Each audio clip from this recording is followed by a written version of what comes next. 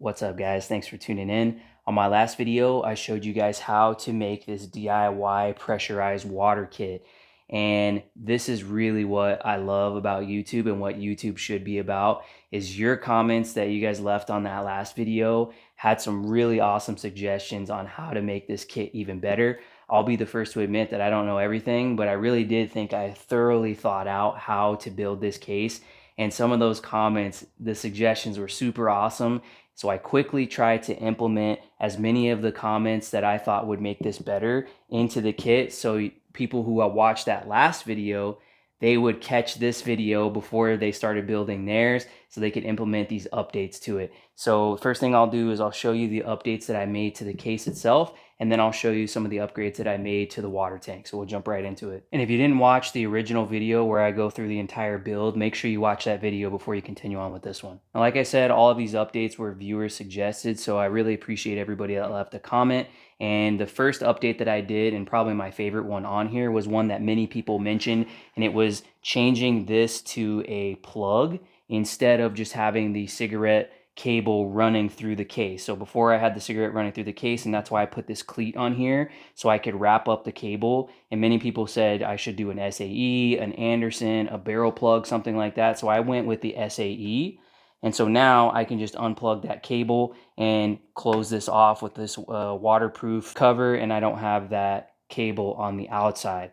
I probably would have skipped this cleat if I had done this originally, but the nice thing about this is it is another place that I can grab the case from, and it's also a way that I can hang the case and drain out any excess water through the bottom. So that's kind of a nice feature, and it's really not in the way of the plug at all.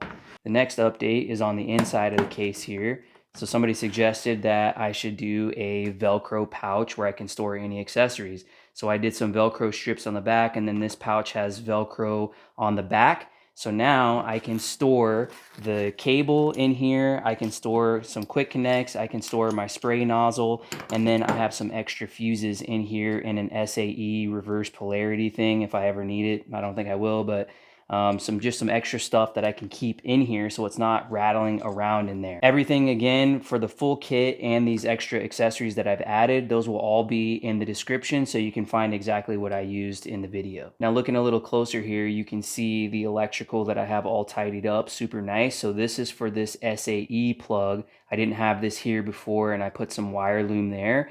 And then another thing that I added, this wasn't viewer suggested, but I figured it was a good idea, is to add a fuse, an inline fuse to the pump here. So this is a 10 amp fuse, and all I did was just glue it to the side here. So I don't know if you can see it, but I just used some E6000 glue and glued it to the side. So it's like a high vibratory glue, so it won't come off during vibrations.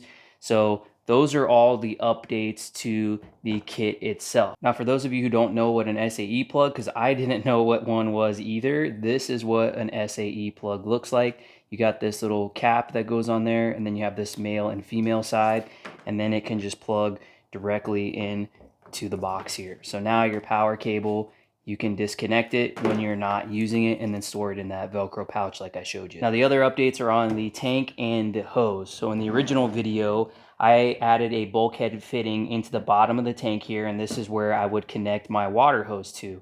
Somebody suggested, and I don't know why I didn't even think of this, but they asked if you could put a bulkhead fitting just on the cap itself, and you indeed can. So I really, really like this, and this is actually a cool mod for people who, even if you're not doing this whole kit, this is a better spout than the spout that the tanks come with. So you might think about doing this on different tanks just to use as a pour spout instead of the ones that they come with. So all that it is the bulkhead fitting is placed onto this black cap. So I'll just show you here is the bulkhead fitting fits through there, and then this is just a cap to close it off. So it's just basically a hole here. Now the only thing is you do have to use this spout to seal this off properly. Otherwise it leaks. I tried to use some gaskets that came with the bulkhead fitting, but they just didn't work. And I think if I tried to find a different gasket for this, then it might work, but this gasket seals off properly for this. Now, the cool thing that I thought about, and I'm not sure exactly if I'm gonna do this or not, you can just cut this nozzle off to where it's totally flush, and then this will now be your gasket. But one thought that I had was that when you put this in here and you close this off, now this nozzle is sticking up in here like this. So you could cut that nozzle to a certain length. It's kind of like a safety valve, I guess, to where if the level of your water gets to a certain depth, then it will no longer pump out of your water system. So you could use it as like a, hey, I'm running low on water, and then your pump won't work anymore. And now you know that you should conserve water. So it was just kind of an idea I was throwing around in my head. I'm not sure if I'm going to do it yet or not, but just thought I would throw that out there to you guys. And the only thing about using, if you wanted to do just this bulkhead fitting and you wanted to skip drilling into the tank, there are a couple things that you have to keep in mind with this that I'll show you here real quick. And the edit to the hose that I made was switching this garden hose, this barbed to garden hose.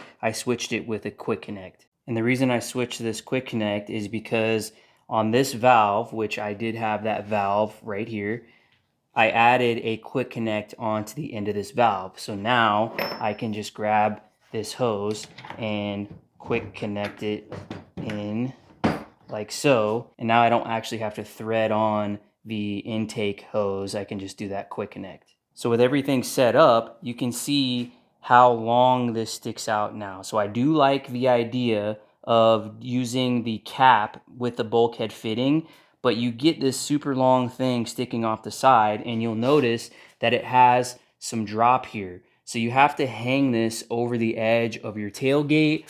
And what I'm probably gonna do is I have some overland racks that I'm gonna be installing here. So I can actually hang it off the side of my bed cover like this. And then when I'm camping, I typically don't have my toolbox and stuff here, so I can tuck the water kit underneath there. And so I'll have my whole tailgate freed up. I won't have it all dangling over the edge like this. And another thing that I really like about this idea is that you can disconnect the hose, and now you could fill up waters and stuff right here through this valve like a typical water tank, and when you don't want to have pressurized water.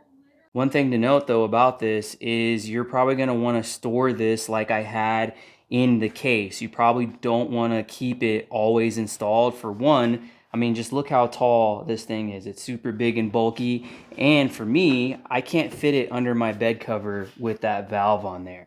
I did test it where I just unscrewed this and then put the cap on, and I wasn't getting any leaks with just threading this on. This gasket is enough to where I don't have to like Teflon tape this over and over again. It's just kind of screw it on, set it up, use your system, and then take it off and store it in the case when you're done. And another thing to point out is even with that valve off and just the cap here, you'll see that it still hits. So it's not going to sit flat if you have this on here. So I think I'm glad that I did still do this bulkhead fitting down here and also have this one, so I can kind of pick and choose which option I want to do. So those are all the updates that I've done up to this point. It's been like a week since I originally made this and then integrated your suggestions.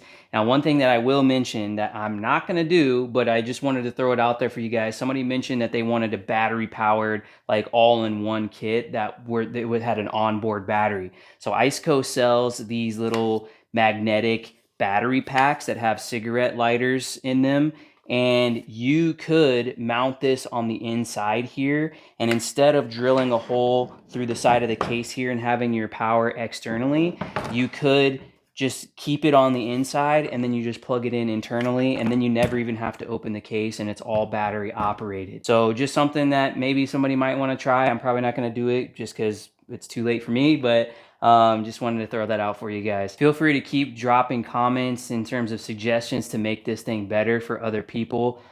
I think I'm done. I think I've spent enough money on this thing and have upgraded it enough, and I'm calling it a day. But I think other viewers would appreciate if there's any updates or things that you would suggest. We'd love to hear it. But appreciate you guys watching. Hope you enjoy the video, and we'll see you on the next one.